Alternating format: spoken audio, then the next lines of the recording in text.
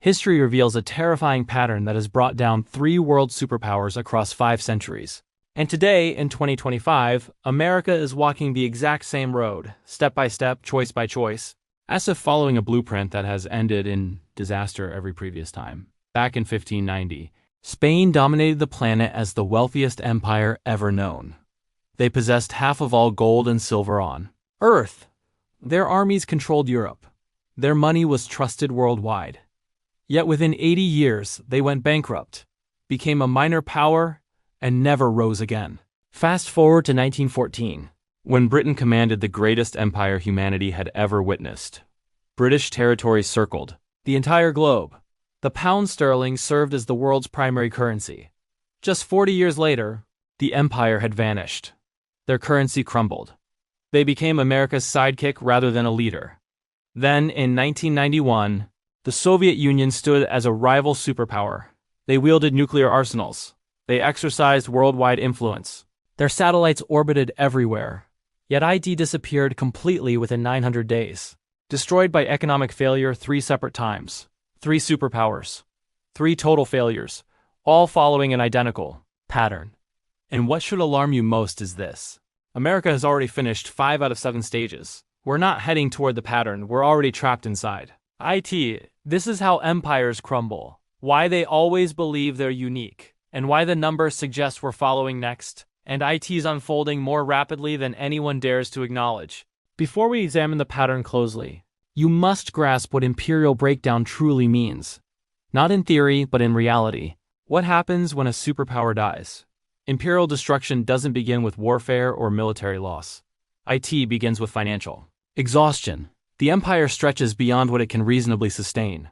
Military installations across 150 nations. Conflicts on numerous battlefields.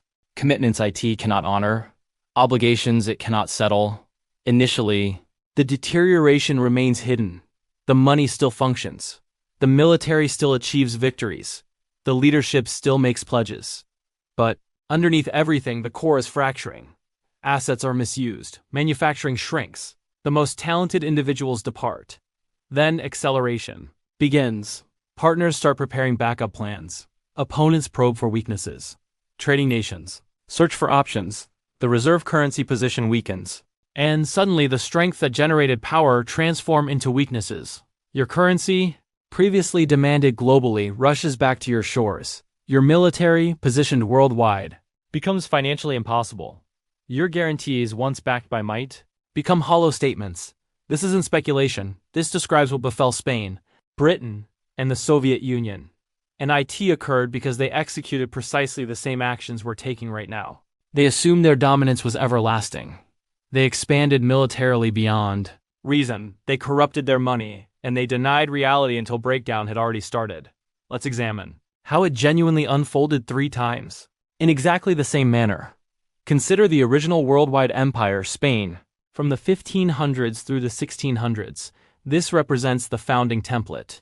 Following Columbus reaching the Americas in 1492, Spain transformed into the planet's first true superpower. They defeated the Aztec and Inca civilizations, captured the most valuable gold and silver deposits ever found. By 1550, Spanish ships were transporting home 200 tons of silver yearly. By 1600, over 400 tons each year. Spain dominated Europe's monetary system. The Spanish real became the global standard currency. Everybody wanted Spanish silver, and here the pattern initiates. With a nation controlling worldwide money and believing this renders them unbeatable, King Philip II, reigning from 1556 through 1598, commanded more wealth than any previous ruler, and he invested IT in empire building. Stage 1. Military expansion beyond limits. Spain waged wars across every region simultaneously. Against the Ottoman forces throughout the Mediterranean. Against France, throughout Italy.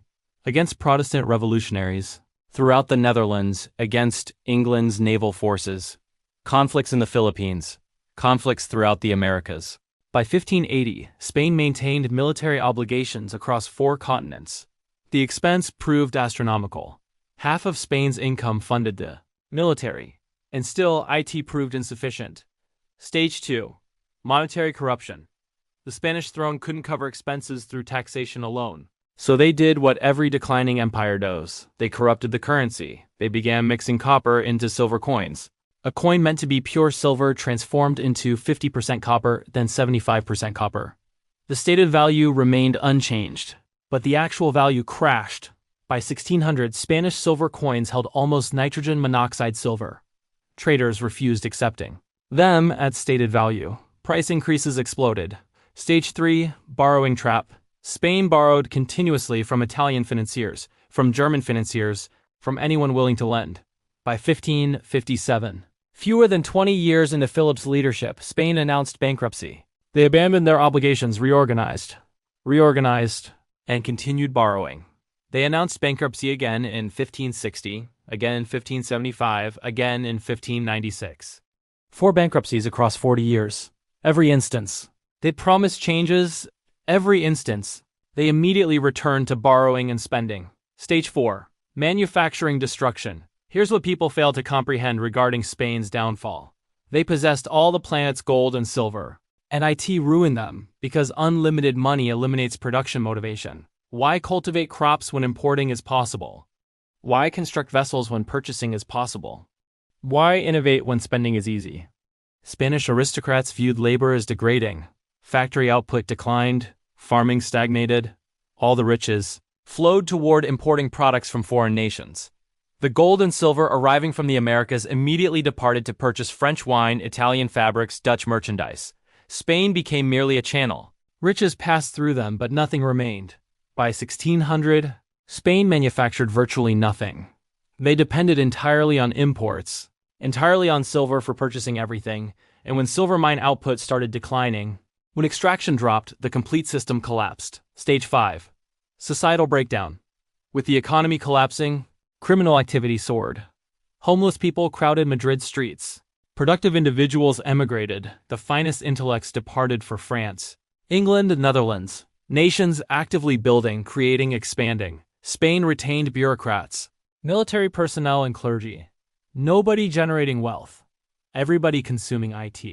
By 1640, Spain lost Portugal. By 1650, they lost the Netherlands, their most profitable region. By 1700, the Spanish Empire was merely a facade, still extensive on maps but economically deceased. They transformed from worldwide superpower to secondary power within less than 1 century, and never recovered afterward. Modern Spain is a regional European nation, enjoyable, refined, but insignificant on the global platform. The conquistadors' descendants serve as a vacation spot. That demonstrates what imperial collapse resembles. Let's advance. Forward 300 years. Britain, during the 1900s. The empire spanning endless horizons. At maximum strength, Britain controlled 25% of global land area, 400 million subjects. The pound sterling functioned as the worldwide reserve currency. Every significant trading agreement was written in pounds. Every national bank possessed British securities. London served as global finance headquarters. And exactly like Spain 3 centuries prior, they believed permanence was guaranteed, but they were already following the pattern. Stage 1. Military expansion beyond limits. By 1900, Britain maintained military obligations everywhere. India, Africa, the Middle East, China, the Pacific, the Caribbean. They needed to protect territory across 6 continents. The expense was tremendous, and when World War I ignited in 1914, Britain confronted a decision: remain uninvolved and watch Europe self-destruct, or participate and financially destroy the empire to achieve victory. They chose combat. World War I cost Britain exceeding $40 billion. That equals $1 trillion in current value. They borrowed from everyone. Primarily from the United States. By 1918, Britain owed America billions. The lender had transformed into the borrower. But they'd achieved victory. They maintained the empire. They assumed they could reconstruct. They were mistaken. Stage 2. Monetary corruption. The pound sterling was supposedly supported by gold, but warfare had emptied Britain's gold reserves. They'd transported gold to America, paying for weapons, provisions, supplies. By 1920, Britain's gold reserves equaled half their 1914 level. But they attempted maintaining the pound's value regardless. They rejoined the gold standard at pre-conflict rates in 1925. The issue? The pound was overpriced. British exports became excessively expensive. Factory output declined. Joblessness increased, and the government needed maintaining elevated interest rates protecting the currency. This devastated the domestic economy. By 1931, they couldn't sustain it further. Britain departed the gold standard. The pound lost 25% of value immediately. The worldwide reserve currency had just confessed it couldn't fulfill promises. Stage 3, borrowing trap. Britain never recovered from World War I obligations. And then World War II commenced. Another $120 billion in expenses, additional borrowing from America. By 1945, Britain owed the United States and Canada over $30 billion, exceeding Britain's complete GDP. The conflict was victorious, but the empire was terminated. They couldn't protect IT further, couldn't finance IT, couldn't sustain IT. Stage 4, empire loss. In 1947, Britain surrendered India. The most precious possession, the wealth fountain for 200 years, vanished. Throughout the following 20 years, they lost everything. Africa, Middle East, Southeast Asia, the Caribbean. By 1970, the British Empire existed exclusively in historical records. Stage 5, currency breakdown. The pound continued falling. In 1940, £1 equaled $4.03. By 1950, $2.80. By 1970, $2.40. By 1980, $2.30. Currently, $1.27. The worldwide reserve currency transformed into a regional currency. Britain attempted maintaining appearances, permanent position on the United Nations Security Council, nuclear weapons, special connection with America, but everyone recognized reality. They were a previous power, a monument to former greatness. The empire had vanished and never returned. Now, consider the most recent example, the Soviet Union from 1945 through 1991. Following World War II, the USSR emerged as a superpower. Nuclear weapons, enormous military, domination over Eastern Europe, satellites in orbit, and they believed they represented the future. Communism would defeat capitalism. The Soviet approach would prevail. For 45 years, they competed with America, matched US militarily, constructed more tanks, more missiles, more soldiers, but underneath everything, the economy was dying. Stage 1, military expansion beyond limits. The Soviet Union invested 15 to 20% of GDP on military forces. That's triple America's spending. They needed matching American technology, American influence, American partnerships, but their economy was fractionally sized. They were in Afghanistan, supporting Cuba, backing Syria, Vietnam, North Korea, Angola, Ethiopia, everywhere. America held influence. They needed countering. The expense was impossible. Stage 2, economic stagnation. The Soviet economy stopped expanding during the 1970s. Oil income sustained them, but nothing else functioned. Factories manufactured garbage, farms failed, technology lagged decades behind. By the 1980s, the Soviet Union was importing grain. A nation possessing some of Earth's finest agricultural land couldn't nourish itself. Why? Because central planning fails. Because innovation perishes under control. Because nobody produces without incentive. Stage 3, currency breakdown. The ruble was never legitimate currency. IT couldn't be traded internationally. Even Soviet residents didn't trust IT. They utilized dollars when obtainable. The government needed purchasing foreign products with gold and oil because nobody accepted rubles. By 1985, oil prices collapsed. Soviet gold reserves were exhausting. They were depleting real money. Stage 4, empire loss. In 1989, the Berlin Wall collapsed. Eastern Europe departed. Poland, Hungary, Czechoslovakia, Romania, East Germany vanished within 1 year. The satellites providing the Soviet Union strategic advantage disappeared, and the Soviet government couldn't prevent IT.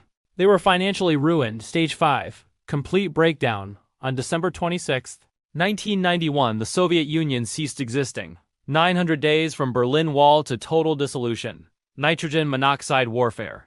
No invasion, just economic implosion. The military couldn't receive payment. The government couldn't operate. The ruble became valueless. A superpower possessing 30,000 nuclear weapons collapsed from internal economic failure. The pattern repeated again. Overextension, currency failure, debt, empire loss, collapse. And here's what should prevent your sleep. The United States is following the identical pattern. Stage by stage. Let me demonstrate. Stage 1. Military expansion beyond limits. The United States maintains over 750 military installations. Across 80 nations, we have personnel in 150 nations. We're obligated to protecting Europe through NATO, protecting Japan, South Korea, the Philippines, engaged in the Middle East, confronting China, confronting Russia. Our military expenditure is $850 billion yearly, exceeding the next 10 nations combined, and it's insufficient. We're stretched excessively. Equipment is deteriorating. Recruitment is declining. And we have obligations we cannot fulfill. If China attacks Taiwan, if Russia advances into NATO zones, if Iran blocks the Persian Gulf, we cannot address all simultaneously. We're overextended. Exactly like Spain. Exactly like Britain. Exactly like the USSR. Confirmed. Stage 2. Monetary corruption. In 1971, Nixon eliminated the gold connection. The dollar became pure paper currency. Since 2000, the money quantity has expanded 400%. Since 2020, we've created over $6 trillion. The dollar has lost 98% of buying power since 1971. We're not mixing copper into silver coins. We're simply creating unlimited paper. The method differs. The outcome remains identical. Corruption. Confirmed. Stage 3. Borrowing trap. The United States owes $36 trillion. That's 120% of GDP. Interest payments alone are approaching $1 trillion yearly. We're expending more on interest than defense. We operate deficits annually, $1.8 trillion in 2024. In an expanding economy. During peaceful times, we borrowed to pay interest on earlier borrowing.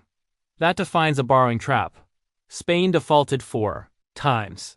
Britain borrowed until collapse. The USSR depleted money. We're on identical trajectory. Confirmed. Stage 4. Manufacturing destruction. America doesn't manufacture things anymore. We design, we finance, we consume, but we don't manufacture. Our industrial foundation has been destroyed. Relocated to China, Mexico, Vietnam. We import $800 billion more than exporting yearly. We're dependent on foreign manufacturing networks for everything. Pharmaceuticals, electronics, steel, even military parts. Exactly like Spain became dependent on imports while silver departed. We're dependent on imports while dollars depart. And exactly like Spain, when money stops flowing. We're in crisis. Confirmed. Stage 5. Societal breakdown. Confidence in institutions is historically lowest. Criminal activity is increasing. Homelessness is skyrocketing. Drug fatalities kill 100,000 Americans yearly. The most talented are departing or disengaging. Birth rates are plummeting. Political dysfunction is absolute. We cannot agree on anything, cannot repair anything, cannot construct anything. The deterioration signs are everywhere, but everyone pretends everything's acceptable. It is not acceptable. Confirmed. We're on stage 5 of 7. The Soviet Union reached stage 5 before total breakdown.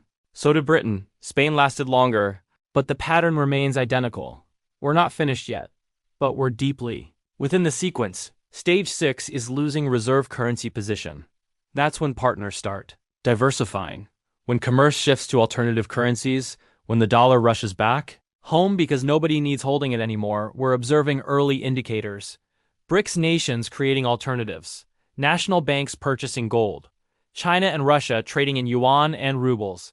Saudi Arabia accepting yuan for petroleum. The fractures are appearing. Stage 7 is collapse, not gradual deterioration.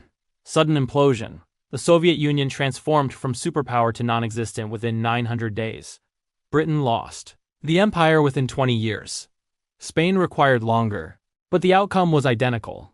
When the reserve currency fails, when the debt becomes impossible, when the military cannot be funded, IT doesn't decline gracefully, IT collapses rapidly, violently, and everyone who assumed IT couldn't happen here discovers the same lesson every empire discovers. It can, and IT does. 3 empires followed this pattern. Spain, Britain, the USSR. Each believed they were exceptional. Each believed they were different. Each believed the rules didn't concern them. They were mistaken. Every single instance we're telling ourselves identical lies currently. We're different. We have technology. We have the dollar. We're America. But the pattern doesn't recognize exceptionalism. The pattern is mathematical. You cannot spend beyond capacity forever. You cannot sustain empire without manufacturing capability. You cannot corrupt your currency without repercussions. You cannot bypass stage 6 and 7 after completing 1 through 5. The sequence is determined. The only question is timing. Perhaps we have 10 years, perhaps 5, perhaps less.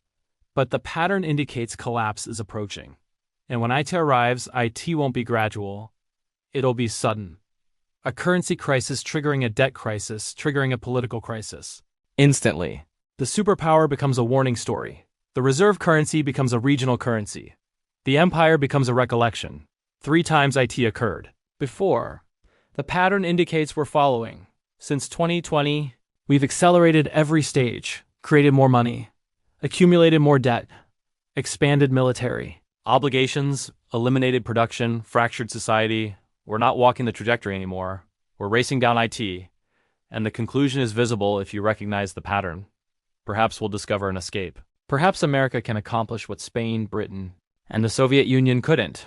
Perhaps we'll reform, reconstruct, restore. Perhaps this time truly is different, but the pattern indicates otherwise. The mathematics indicates otherwise. And history, which has observed empires perish identically repeatedly, indicates we're about to discover the lesson the difficult way. If this revealed where we actually are in the sequence, subscribe, because when we reach stage 6 and 7, you'll want understanding what occurred and why. The answers aren't concealed in the future. They're recorded in the past, and I'll demonstrate where to examine.